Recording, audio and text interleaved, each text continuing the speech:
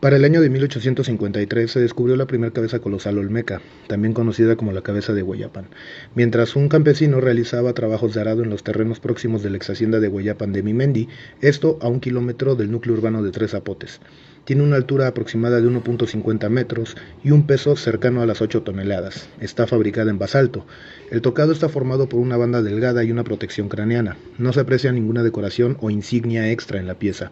El Parque Municipal de Santiago Tuxtla es casa de la cabeza colosal de la Cobata. Esta cabeza es especialmente importante debido a que es la única de las 17 halladas al momento que aparece con los ojos cerrados, posible señal de que se trate de un personaje muerto. La pieza tiene 3.50 metros de altura y pesa aproximadamente 40 toneladas, siendo la cabeza colosal más grande hallada al momento.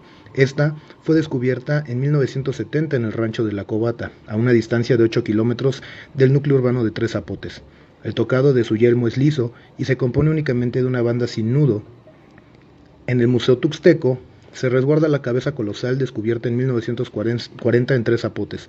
La pieza también es conocida como la cabeza de Nextepé o el monumento Q, que fue hallada a unos 3 kilómetros del núcleo urbano de Tres Zapotes a las faldas del cerro Nextepetl. Tiene una altura de 1.50 metros, siendo la más pequeña de todas las cabezas colosales olmecas si no contabilizamos la existente dentro de la zona arqueológica de Teopantecuanitlán, en el estado de Guerrero. También esta pieza está esculpida en basalto. Estas son las 3 cabezas colosales halladas al momento dentro de los terrenos del núcleo urbano de Tres Zapotes. El asentamiento prehispánico de Tres Zapotes está formado por 3 grupos principales: el grupo del Ranchito, el grupo de Montículos Quemados y el grupo del Arroyo. Se extiende por más de 3 kilómetros a lo largo del arroyo Hueyapan y es conocido principalmente por la gran cantidad de esculturas encontradas en él. La mayoría de los edificios se localizan sobre la orilla oeste del arroyo, sobre un llano aluvial y una terraza natural de depósitos sedimentarios y volcánicos. Se han detectado cerca de 150 montículos, terrazas artificiales y rasgos naturales modificados, como lo son algunas lagunas. El sitio está formado por 3 grupos mayores de montículos, ubicados alrededor de plazas irregulares, sobre un área aproximada de 2 kilómetros cuadrados, y grupos de montículos bajos que aún no han sido totalmente determinados y que parecen ser plataformas residenciales. Se estima que Tres Zapotes se desarrolló entre los años 1300 y 600 a.C. La historia del sitio detalla que aún después del declive de las otras 2 grandes capitales olmecas, Tres Zapotes continuó siendo un importante centro regional. Para el año de 1869, José Melgar y Serrano reporta y publica el descubrimiento de la cabeza colosal de Hueyapan en el Boletín de la Sociedad Mexicana de Geografía y Estadística dentro del artículo Antigüedades Mexicanas, notable escultura antigua. La Smithsonian Institution of Washington, en convenio con el National Geographic Magazine, auspició las exploraciones en Tres Zapotes, Veracruz, las cuales fueron dirigidas por Matthew Stirling, dedicándose la limpieza total de la cabeza colosal de Hueyapan y el hallazgo de la estela C de Tres Zapotes, por lo que lleva una fecha registrada a la manera de cuenta larga y que se considera una de las más antiguas registradas en monumentos públicos mesoamericanos.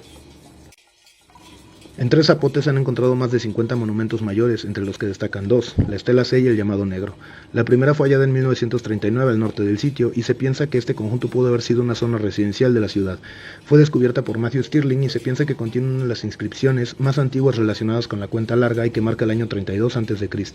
Por su parte, el llamado Negro de Tres Zapotes es un monolito labrado en forma alargada, de una longitud aproximada de los 2 metros en su parte visible. En esta parte aparece esculpida una cara de pómulos salientes, labios gruesos, nariz achatada y ojos almendrados que sugieren rasgos propios del arte olmeca.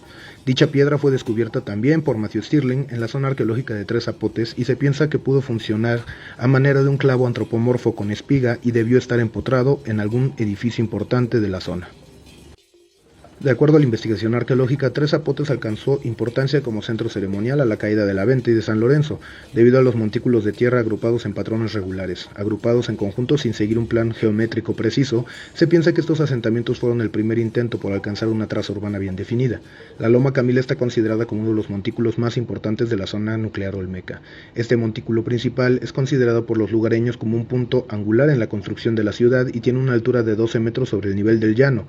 En el lado norte de la plaza está Loma Larga, con 7 metros de altura y 130 metros de largo, y al extremo de esta plaza hay 2 montículos de 5 metros de altura aproximadamente. Estos 2 edificios delimitan una plaza de alrededor de 300 metros de largo por 200 de ancho. Cada primer viernes de marzo, las comunidades aledañas se reúnen en Loma Camila para llevar a cabo festividades asociadas a la época de cosecha en la zona. Se sigue considerando un punto sagrado entre los habitantes, ya que se piensa que es la matriz nutricia desde donde el dios del maíz riega sus dones a los campos de cultivo y que hasta la fecha circundan este conjunto arqueológico. El patrón constructivo, visto en 3 zapotes, al igual que en los centros ceremoniales olmecas, muestra un sistema de montículos de tierra sobre los cuales se piensa que se colocaban templos de materiales perecederos.